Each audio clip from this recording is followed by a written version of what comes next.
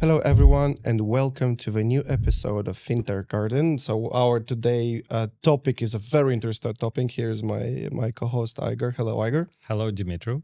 Our topic today is compliance, but specifically if compliance is a part of a fintech product in 2025 or not. I will be very honest with you. This topic came very accidentally for us. We had a discussion and we start to to have different opinions about if compliance is a part of a product or not. This is how we got here.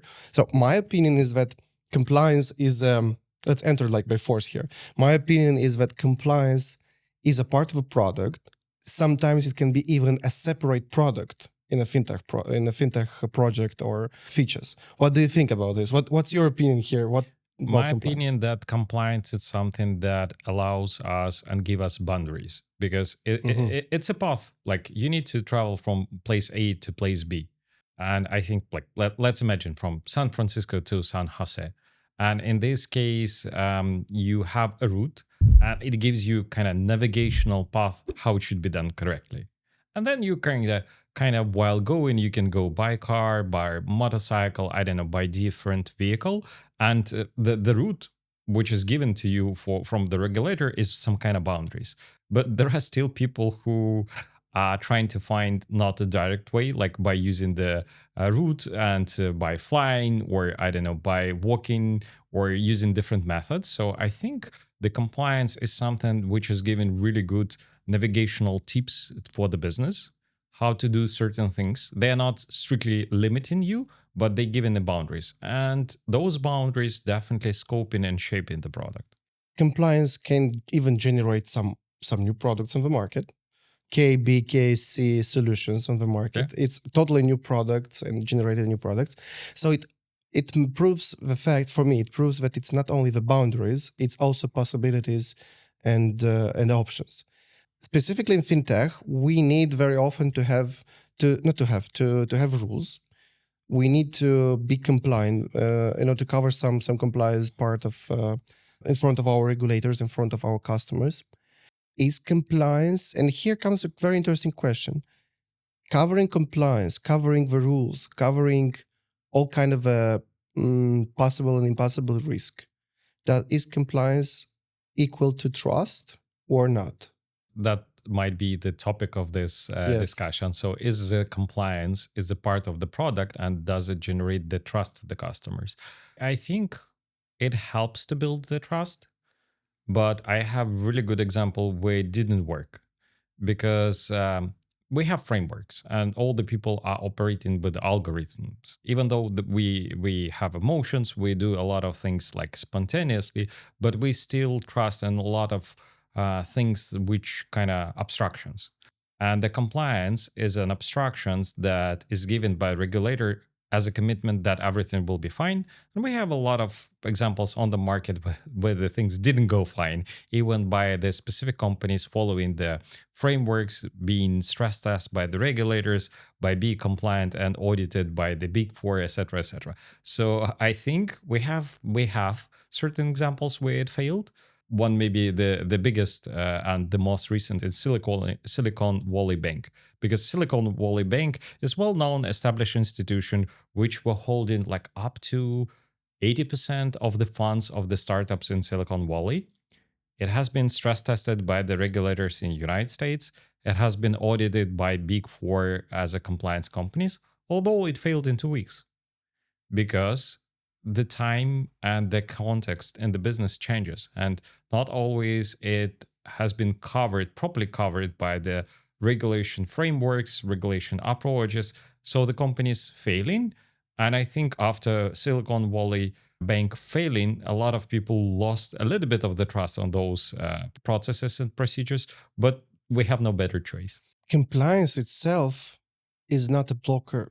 Rules that are inserted in those compliance, people that are building those compliance, these are the rules. If, for example, with Silicon Bank, not the compliance itself disrupted this bank, not compliance itself made that this bank to fall down. For example, compliance itself can, when you are implementing compliance in a good way, implementing in a healthy way, implementing compliance, it can help your product in your company to grow up. If something is not working as a compliance under the compliance rules, maybe your business model is not totally right. Compliance provide trust. I would say it like this: not compliance was the main reason why, or main was the reason why this bank disappeared. The rules that were in this compliance. Compliance is equal to trust. For example, remember the times when Revolut just appeared, or yeah, let's take Revolut. Let's go back with the Silicon Valley Bank, because in this case, I Okay. always trying to go slow and understand. So an issue for me personally, the rules are saying if you're compliant with the current regulations and you're audited and you have the stress test, because as a bank, like to explain to our listeners, what is the difference and what is the issue with the Silicon Valley Bank? The moment when you become a full retail bank, and that's kind of the design of the system, you don't need to hold all the money physically as a total balance of your customer balances. So I'm Igor, I have $10, you Dumitru, you have $20, but it doesn't mean that at a particular stage the bank holds $30 in their, I don't know, deposit rooms, whatever, the accounts in different instruments. It means that the bank can hold $5 and the total 30, like 25 was given to someone else. So basically the total balance, what you have physically, is different from what your customer having on accounts. And that creates the risk, because the soon customers, like you come to the bank and say, give me my $20, and they don't have. It means it's kind of default in the bank, and the bank doesn't have enough money. Certain events are happening. And that's what happened during the issue with the Silicon Valley banks. People started to withdraw money from Silicon Valley Bank, and it reached the state where it cannot operate as a bank because it doesn't have enough funds to operate, because everyone is withdrawing and money are somewhere. Because if I'm not mistaken, they invested into 10 years bonds with a specific income that they were envisioning, but the customer started to withdraw the money. So they cannot give the money back because they invested in the bonds. And if they will try to sell the bonds, they will get less money that they were envisioning. And everything is by compliance. So the compliance is saying, you are able to do this as a bank. So you can actually take the money, give it or use it in some other place, but make sure that you run it through the stress test. But Silicon Valley Bank was doing the stress, SVB, like let's call it SVB. They were doing the stress test. They has been audited by the Big Four that the compliance and the frameworks that they're using for the stress testing is good. What exactly it means? Because if the government and regulators saying, like, if you do ABC, you are safe, and they saying, yeah, we're doing ABC and we're safe, but then in reality doesn't work. They're not safe. What trust does it generate? It generates trust because But which one? You're looking specifically on the case of this bank without taking a macro zoom out vision on the entire market and the entire system. Like for products, when you're developing a new feature or developing a product, you have side of a product which are covered by auto test, for example. And you see, and the deployment was good, the stress test was good, everything is deployed, but you are not able to calculate all the time, to calculate all kind of patterns of user flow. Actually, you can, because that's how the engineerings work. There is added automation. Like with the algorithm, you can that's a difference between AI and the algorithmic approach. The algorithmic approach can be calculated. Like if you have a function which takes, I don't know, one integer number, and then it produces, I don't know, the integer output, technically you have, and that's encoding, it's called test coverage. So you can literally see how your code is covered with the different test cases. And right now it's automated. So if you go to IDE, you have a function, you can scope into the function and see how much percentage is covered with the test cases. You can say, okay, we write 25% of the code is covered with unit tests, so 75 we don't know, like we didn't test it, but the way it's written, we know. So I think that's kind of the difference, because in a code, you can literally say, yes, it's not covered, it's not tested, but we know what percentage has been tested. And sometimes there's a compliance and gives like the nice feeling that everything is under control. But then in the reality, the parameters which are changing with the time as a market, as a customer requested to withdraw the funds, it's different, which cannot be tested the same as a code. You cannot see, so compliance provide you the security, because if you, sometimes it fails on a specific part, in a specific, for example, with bank, it fails, but it gives you totally trust only because without compliance, so with compliance failed only one bank, as an example. I'm taking this example with bank, but imagine what could happen with if a compliance wouldn't work well for other, so there was no compliance, or compliance was very bad, the entire system can collapse. Compliance is, unfortunately, is working like this. Somewhere, sometimes it has to fail. Some of the part has to fail to improve. So compliance is good, because we give an example for your example for Europe. All the national banks or regulators in Europe, continental Europe, gives you a clear understanding. Hey guys, you can do, you as a user, in this case, customers of a bank, when you put money in the bank account, we as a country, we as a government can cover only 100K per deposit and per person. So you know till where the compliance is working. You know the limits of this compliance. So here comes with also transparency. More than sure that the problem what was with compliance, the problem what was with this bank is not the problem of compliance, is more of a problem of people who audited this, people who build the stress cases. Compliance is a trust, but compliance is not a 100 risk insurance that you will not have any kind of issues, you will not have any kind of the problems inside of your business. This what does mean compliance, and this is why I think you are wrong, because you're thinking, you're presuming that compliance is equal to trust, means that it help. I mean, not minimizing, but taking out all the risk aside. No, the risk remains, but it gives trust. Trust means that I trust you, even I know that we will have, I don't know, different opinions. We'll have situations when we'll shout at each other because we, I don't know, you like, I don't know, espresso and I like Americanos or something like this. I have maybe another controversial question. So why then there is a Web3 and crypto? Because they saying that they build in trust within technology, not regulator. Is it another level that people are, because we have a compliance, which is saying, okay, that gives a certain rules for companies to run and do the things like onboarding people, checking people, starting, finishing, allowing, authorizing the transaction, etc., etc. And there is a whole industry which is based on the perception that it should be done differently on the blockchain. Because the only thing blockchain is trying to solve is the trust that no one can alter the financial records which are stored on the blockchain. Do you think it's another approach and try to solve this issue with the trust? I'll give you another question. Before responding to, is compliance, so compliance requires us to make KYC. Yes. I'm speaking about classical, coming back a little bit from not Web3. So we have to do KYC. KYC, yeah. So me, as a simple customer, I know that you as a bank will not allow, at least directly, will not allow a narco baron to be on board in your bank and to, I don't know, to wash some dirty money, narcotics money. And it gives me trust. In Web3 and blockchain, this is, by the way, an example of libertarian dream. Everything is built on trust, but it's also compliant. The compliance is very simple. The compliance rule is very, very simple. I'm trusting you as the vendor or not, or the counterpart where I'm transferring money or receiving money or not. That's it. That's a single part of compliance. It's just it's trust itself.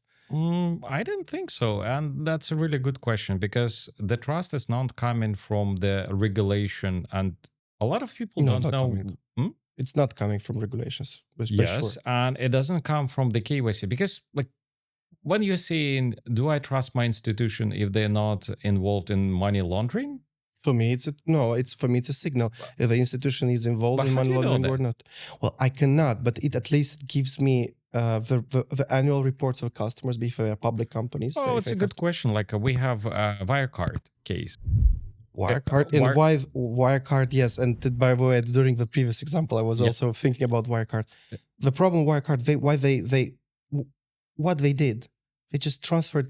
Not only because as a Ukrainian, I will give a context here. I was really fascinated by the Wirecard case. Like everyone is in Europe. It's shaking up the grounds. It's shaking up the trust in the regulator. But because once again, the company has been audited. They had the reports from Big Four.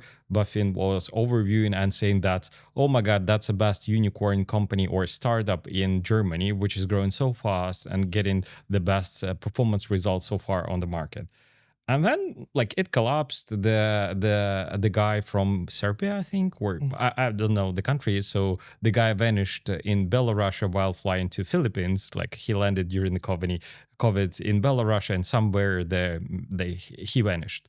But I've started to read more information, and actually there is certain articles which are highlighting, and I'm Ukrainian, that certain Ukrainian oligarchs were laundering the money in this institution, and they were under the sanctions, and they were not able to open accounts in other institution.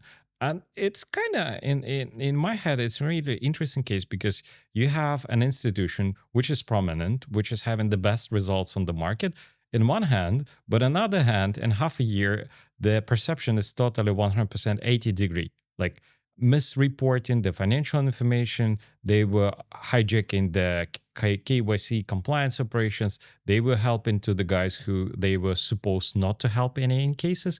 I don't know, how do we know it before someone, I don't know, English journalists will start to write that something goes wrong? Wirecard is absolutely great example that not respecting compliance can just vanish your company and vanish dreams. I think it's vice versa. It's not because they didn't respect it. Someone no, they didn't respect it. But they overpassed. They build it internally. They build a system to overpass their own compliance. But what is consequence here? Because the overpassing was not discovered until they got all the money and vanished with them. Very good question. Very good argument. I will agree here. It's a very good argument. But in the same time, it doesn't cover what I said, that they really build an overpass, they work around for their own compliance. So if, for example, they will open the BaFin rules, it's written clear, you don't work with section list. And that it fascinates so you don't me. Work with it. How then BaFin is checking that? Because it seems that I'm giving the choice for the 4 years old to choose either I'm going to eat candies for the dinner or the soup. And instead of taking a look what exactly the child is doing, then you're getting this report from the child. Yeah, actually, I didn't touch the candies. I was eating the soup the whole time. It's kind of doesn't add up. The problem here is in the subtleties how it worked. So basically, as far as I remember, they didn't open bank accounts for those in section list. So they respected compliance here. They worked with submaster accounts and of their own accounts. So this is how they. We need to add the link to this article. It's a really good one, and they actually were opening accounts. It was basically those accounts was sub accounts of the master account, and based on the accounting rules, when you're doing accounting, you are not obliged all the time to declare these sub accounts because you're opening sub accounts for your master account, for your internal procedures, for your internal baskets, payroll, for example, or I don't know, rational substructure. Yes, and this is how they did. Yes, it was physically was an account, but it was a part of master account. So basically, this is why it was no KC, KB, and so on, because it was internal decision. It proves the fact that they just worked around their own compliance. Unfortunately, here, German compliance usually is very specific, but not only German compliance, but European compliance was not so specific till that moment. Specifically, is in like, don't open bank accounts for sanction list, for people in sanction list. What does it mean? So a person who is working in, thinking about all the times about work around will start to think, what does mean bank account? It means classical bank account with classical IBAN with a Nobody tells me that I have no right to open sub-merchant sub accounts for master accounts. So this is how they're working. So unfortunately, yes, that's right. Compliance cannot cover 100%. I'll agree here, 100% of the cases. It will fail sometimes, but compliance give you the trust. And here, for me, compliance give me a trust, because only based on trust I will select a bank or a financial institutions as a place where I can give you and hold my money, or financial institutions that will manage my wealth, my investments, and so on, only by trust. And unfortunately, the single instrument to choose a trust is not by believing what the publicity, what the advertising is telling me, but only if what is the level of a compliance and time on the market. This is unfortunately the single thing, because I choose the bank to keep my money. I'll not give you the name of the bank because but I choose the bank, and then I choose that this specific bank will hold my ETFs. I was like, okay, how I can choose this? And I had opportunity to choose between 3-4 banks, wherever. And I'll be very honest, I went by how I will choose it. I will choose it based how much they're working compliance, how they heavily are respecting one or another compliance. And I understand perfectly that for me as a customer with 5K or 1K or wherever investment in an ETF, the compliance will be by book. And I understand perfectly that sometimes for very, very big fish exist exceptions. Of course, exist exceptions, but at least it gives me a hope and a trust that, okay, 95% of all the customers of this bank are like me, small fish. And only 5% are big fishes, and the amount of big fish in money in portfolio is only like 10%, which means 90% of the customers, 90% of the money are very well compliant at minimizing the risk. So in my case, it gives me trust. Compliance gave me trust. And I think another one approach here, I really like the Taleb, the Black Swan. And at certain book, he was referencing to the effect, which is called Lindy effect. And it's pretty interesting one, because he's saying that the business that survived over 2 years of the operations, it has something as a knowledge, as a process, which allows this business to continue to run. It might be different with the fintechs. It's not about 2 years, because in 2 years, a lot of fintechs are just starting to operate on the market, but it can be transformed into the volume of the market of the specific operations, like TransferWise.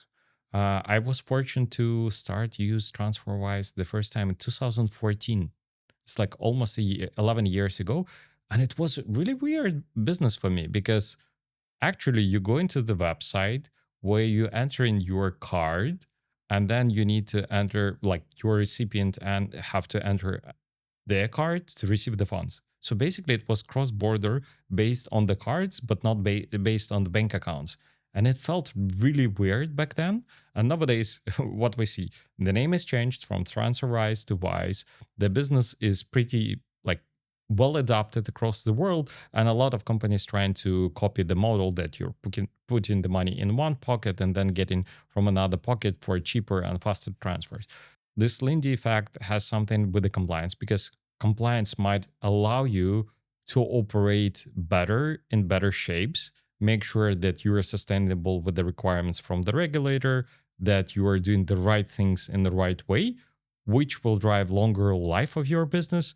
And during this lifetime, you will educate other parts better to operate and be more successful. Yes, I agree totally with you, because as I was during the entire session of our podcast, I mentioned that compliance is a trust. But here with Wise, I think guys who are building the business models of the people from C-level or board members, of course, I'm sure they'll never say this publicly, but I think somewhere deep in their heart, they don't like that exists so much compliance, because compliance can block their initiatives sometimes. Because you can see sometimes for their customer, compliance is a trust for Wise customers, for sure. But for the business, those who are running the business, compliance can be a blocker, because just imagine a situation, you see a very interesting niche, you have a very good idea, and the single blocker for implementing that is a rule, maybe an old rule or new one, we don't care, but there is a rule who blocks this. And basically it stops it's stopping you developing your business and increasing new market presence. So compliance is a trust, but compliance can be a blocker. Yes, it's borders. It can open sometimes opportunities, but exist a lot of situations where it can block your initiatives. We don't know, unfortunately, what would happen if that compliance rule will vanish. But We actually know. My assumption and my projection is crypto, because the idea of crypto and using the blockchain to not have the regulators, and then kind of the having the Wild West. And actually it drives, I would say, a larger spectrum, because we've seen the rise and fall of NFTs, which were definitely from the day one the Ponzi scheme.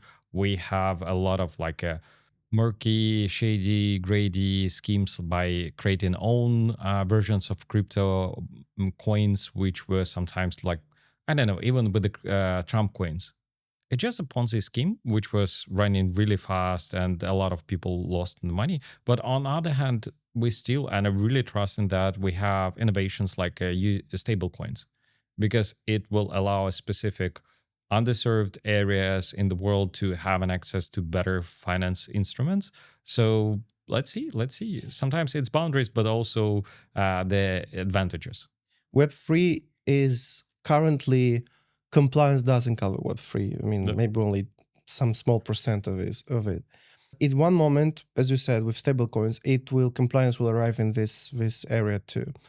Business, the example of Wild West. So business, if all the time, if you want to understand where the business will arrive, you just have to look back in history. Here we have to look back in history, not in business cases, but look in the history of development, for example, of the United States. So at the beginning, there were those they opened the market, they opened the lands, they put it Sticks on the the ground. sticks, the flags, yes. And after that, the sheriffs arrived, and then police arrived, and federal, local authorities arrived. The same is in the business. At the beginning, it will be wild west with, for example, Web3. Well, a lot of fake opportunities will appear where a lot of people will lose their money, but at the end, compliance will come, because a lot of people will start to speak about hey, we want to use this product, but unfortunately, it's not controlled. Hey, government, go and control it. Give us borders. Coming back to from where we started, compliance provide you borders, yes, opportunities, but provide borders. And we, as a human being, we cannot live without having the borders for two reasons. A part of us, the moment when they see the borders, we want to overpass the borders. We want to go and to develop new lands, acquire new lands, conquer new lands, wherever. Another part of the humanity, they want to have borders because it's a visibility for them. This provides you that till here, from here till here, we have our limits, and we don't have to. It helps us to live. So compliance is we need this, unfortunately. I think today we covered a lot from this topic, and we glanced and we went through a lot of cases, including Wirecard, which is a big one. We will include the link to the articles and the link to the Netflix series, which is really good at it. It describes a lot of history happening there. So thank you for joining today. It was a pleasure to discuss this topic with you, Dumitru, and going so deep with the different angles about the compliance and the regulations and what was happening in past years over different industries. Thank you for listening us to the end. Please subscribe to our social networks, our YouTube channel, and we will be pleased to see you again on our channel. Thank you so much.